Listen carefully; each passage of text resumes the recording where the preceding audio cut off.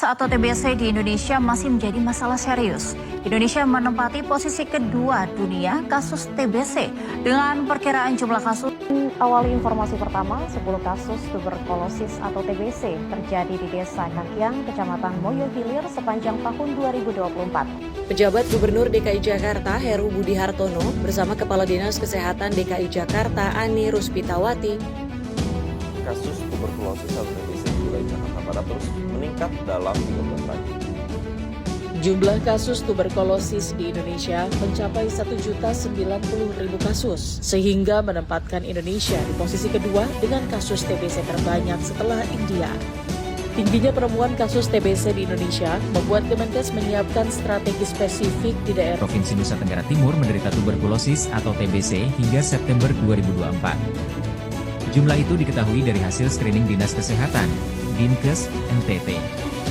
Hal ini disampaikan Simon Sani Kleden, Koordinator Implementasi Portable X-Ray Provinsi NTT saat menggelar Active Case Finding di Kecamatan Talipura, Kabupaten Sika, Rabu 2 Oktober 2024. Dari 18.000 penderita TBC di Provinsi NTT ini, rata-rata setiap kabupaten mempunyai kasus TBC tertinggi. Kata dia, untuk mencapai target temuan kasus, Dinkes NTT terus melakukan screening pasif pada kelompok risiko tinggi dan screening aktif dengan target penemuan kasus TBC di NTT. Indonesia Kabupaten Banyumas mengadakan pertemuan tindak lanjut komunitas dan pemangku 10 besar penyebab kematian yang ada di Kabupaten Jayapura memang tertinggi kedua itu adalah disebabkan oleh TBC, kurang lebih 36 kasus kematian. Nah, kalau angka kesembuhan kita memang bisa disebut cukup rendah ya, angka kesembuhannya. Ini yang menyebabkan angka kematian masih cukup tinggi untuk angka kesembuhan di 2024. Nah, pasien TBC yang mengetahui status bahwa dia HIV itu hingga saat ini, Dinkes Provinsi Bengkulu mencatat ada sebanyak 1.647 orang terinfeksi penyakit tuberkulosis atau TBC dan 1.237 orang sudah diobati. Penyebab penularan bakteri TBC ini melalui diperoleh atau percikan cairan yang dihasilkan oleh saluran pernapasan, di mana seseorang dapat menularkan bakteri melalui bersin, batuk, berbicara, dan bernyanyi.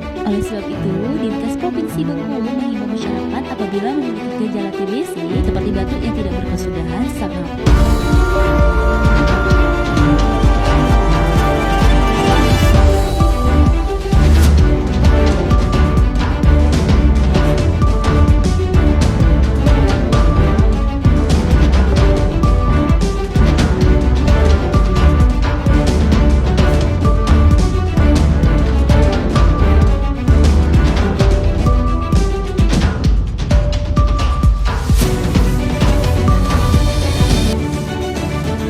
Dinas Kesehatan Jakarta Timur menemukan 324 kasus anak positif tuberkulosis atau sebanyak 10% dari total kasus TBC pada Januari hingga Maret 2025. Kepala Sudin Kesehatan Jakarta Timur, Erwin Effendi mengatakan jumlah kasus tersebut berdasarkan hasil temuan Sudin Kesehatan dari pemeriksaan di 10 puskesmas kecamatan. Dari hasil pemeriksaan Sudin Kesehatan Jakarta Timur, ratusan anak itu terpapar TBC. Kita beralih ke informasi selanjutnya, pemirsa. Sebagai upaya dalam menekan angka kasus TBC, Dinas Kesehatan Kabupaten Pasaman Barat akan gerakan sejumlah kader melakukan pendataan bekerjasama dengan lembaga internasional Global Fund di tahun 2024. Dinas Kesehatan mencatat jumlah kasus TBC mencapai 1.314 orang dan pada awal tahun 2025 kembali terdapat penambangan kasus baru sebanyak 204 orang. Pemirsa, kasus tuberkulosis atau TBC di Sumatera Selatan terus mengalami peningkatan setiap tahunnya. Bahkan pada tahun 2025, periode Januari hingga April, terdapat 5.676 temuan kasus TBC. Jakarta kini punya 274 RW berstatus siaga TBC, angka yang mengkhawatirkan. Setiap tahun, sekitar 1 juta orang di Indonesia terkena TBC, menjadikan kita negara dengan kasus tertinggi kedua setelah India. Pemerintah DKI langsung bertindak, turunkan pasukan putih untuk deteksi kasus, edukasi warga, dan pastikan pasien tuntas berobat. Di tengah situasi ini, vaksin M72 yang didukung Bill and Melinda Gates Foundation berpotensi. Beliau sedang kembangkan vaksin TBC untuk dunia, tapi Indonesia akan jadi salah satu tempat yang akan diuji coba Dan kita harus mengetahui bahwa TBC memakan korban kita cukup besar yang meninggal hampir 100.000 tiap tahun. Dan itu tekad kita untuk menurunkan, dan beliau menunjukkan komitmen beliau untuk terus bantu kita di bidang itu.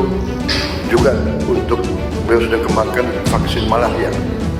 So basically Assalamualaikum warahmatullahi wabarakatuh. Perkenalkan, nama saya Sri Rahayu dari kampus Dinas Kesehatan Prodi D3 Keperawatan dengan NIM P32005. Saya di sini ingin membagikan video tentang edukasi TBC. Apa sih TBC? Yuk kenal TBC. Nah, TBC adalah penyakit menular yang disebabkan oleh bakteri Mycobacterium tuberculosis yang biasanya nih menyerang paru-paru, tetapi juga dapat menyerang organ lain seperti tulang, otak, sama kelenjar getah bening. Nah, penyebabnya apa ya? Nah, TBC disebabkan oleh bakteri yang ditularkan melalui udara dari penderita TBC aktif yang batuk, bersin, atau berbicara. Gejalanya apa ya? Gejalanya bervariasi, tapi umumnya meliputi batuk lebih dari 2 minggu, demam, keringat di malam hari, terus penurunan berat badan, dan rasa lelah. Penularannya gimana? Penularannya melalui udara saat penderita batuk, bersin, atau berbicara.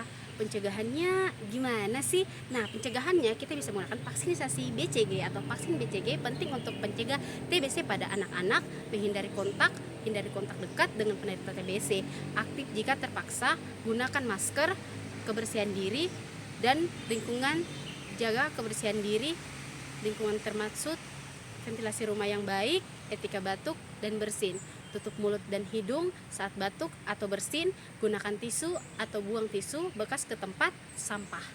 Sekian, terima kasih.